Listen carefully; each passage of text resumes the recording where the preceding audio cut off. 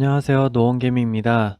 자, 오늘은 이제 양매매운 미국 주식 하시는 분들에게 조금이나마 도움이 되기 위해서 SOX의 차트 분석을 하려고 하는데요. 제 유튜브를 보신 분들은 아시겠지만 제가 차트 분석을 할 때 파동, 1대1 파동과 지지와 저항을 이용한 박스권 매매를 주로 다루고 있습니다. 그래서 이 SOX를 분석에 있어서 지금 양매매우님 단톡방에서 한쪽으로 추세가 너무 많이 올라가고 있어서 롱 포지션은 모두 정리를 하고 숏 포지션만 보유하고 계신 분들이 상당히 많으시고 많이 힘들어 하시는 분들이 계시기 때문에 제가 선물 옵션이나 ETF 매매를 할 때 비중 조절하는 관점에 대해서 말씀을 드리려고 합니다. 자, 우선 전체적으로 월봉을 보게 되면 23년 5월, 6월, 7월 이렇게 양봉을 3개 띄우면서 쭉 올라갔습니다. 고점을 한번 형성을 해주고 8월달, 9월달, 10월달 이렇게 음봉 3개로 크게 하락을 하면서 원위치까지 내려왔죠. 그래서 이쪽에 고점, 저점을 기준으로 해서 지지와 저항을 만들 수 있는데 합성 매매에 있어 이렇게 큰 사이클도 참고를 할 수는 있습니다만 반년이라는 시간이 들기 때문에 월봉상으로는 위치를 어느 정도 아셔야 합니다. 그리고 적산병, 흑산병이라는 단어를 들어보셨을 텐데요. 적산병은 양봉이 연달아 3개, 흑산병은 음봉이 연달아 3개 이렇게 나오는 캔들을 지칭하는 단어인데요. 보통 파동이론에서 파동을 카운팅할 때 사용합니다. 그래서 월봉은 이렇게 간단하게 봤고 그 다음으로는 이제 주봉상 보게 되면 제가 매매를 할 때 가장 많이 참고하는 게 주봉인데 이 앞쪽에 있는 매물대는 지나쳐서 보겠습니다. 이 주봉상 박스권을 보게 되면 이 앞쪽에 고점을 만들었던 이 두 곳을 표시합니다. 이쪽 22년 8월달, 22년 5월달 이렇게 먼 구간이 어떤 소용이 있겠냐라고 하실 수는 있지만 이렇게 1년 전에 있었던 자리가 의미가 있나요? 라고 말씀을 하실 수 있겠지만 이렇게 두 군데만 그으셔도 이 23년 6월달, 5월달부터 6월, 7월달까지 이렇게 박스권에 왔다 갔다 할 때 첫 번째로 저항을 올라가다가도 이렇게 보게 되면 5월달에 강하게 돌파를 하고 내려올 때 지지, 올라갈 때 저항으로 계속 부딪히다가 잠깐 뚫어줬지만 다시 내려가죠. 그리고 이 근방에서 지지를 합니다. 다시 올라갔다가 내려오고 내려왔다가 올라갈 때 저항, 쭉 내려왔다가 올라갈 때 강하게 뚫어주지만 다시 내려올 때 지지, 이렇게 다시 돌파를 하게 되죠. 그렇기 때문에 주봉상 여기를 보고 표시했지만 이 앞쪽으로 20년 2월 달도 고점으로 작용했던 자리로 볼 수가 있습니다. 이 가격이 21.6달러죠. 그리고 이 위쪽으로는 25.9달러가 주봉상 상당히 의미 있게 지지와 저항으로 작용하고 있습니다. 이때도 20년 11월 달에도 올라가다가 저항으로 부딪히다가 돌파했다가 이 캔들이 아래 꼬리가 달렸다는 거는 올라갔다 내려왔다가 지지를 했다는 자리죠.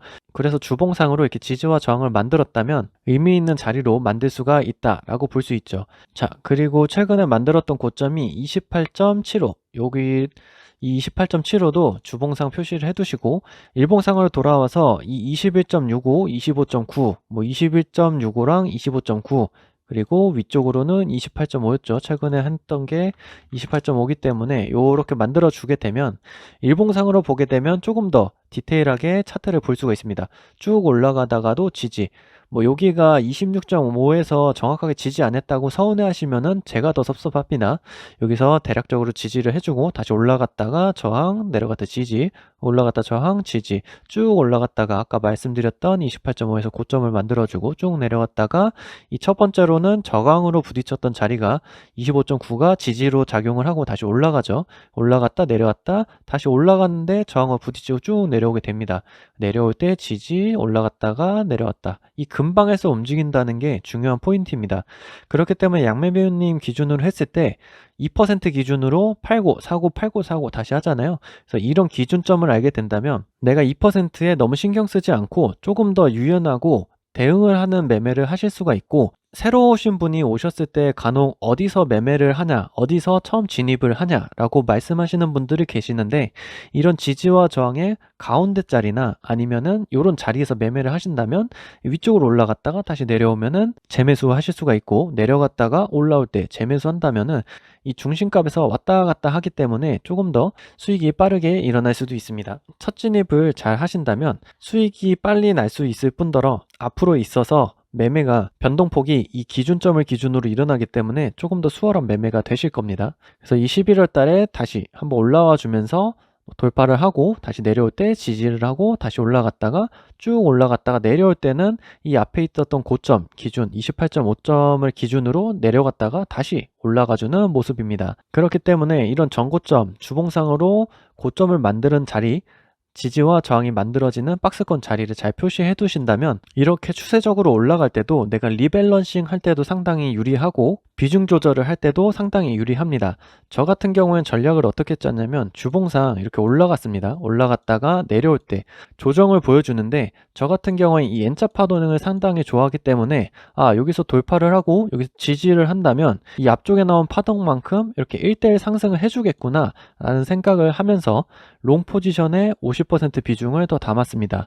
만약에 내가 1억의 비중으로 5천만원, 5천만원 매매를 했다면 이 1대1 파동 주봉상 전략을 짰을 때 6천만원, 4천만원 비중으로 한다면 1.5 대 1이 되기 때문에 롱 포지션에 50%의 비중을 조금 더 베팅을 했습니다.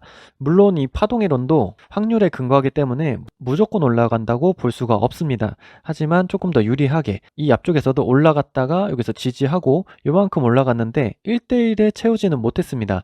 하지만 1.5%의 비중이 있기 때문에 이렇게 올라갈 때 조금 더 많은 수익을 낼 수 있었고 다시 이 자리를 왔을 때는 1대1 비중으로 맞출 수가 있겠죠. 수익 실현을 했으니까.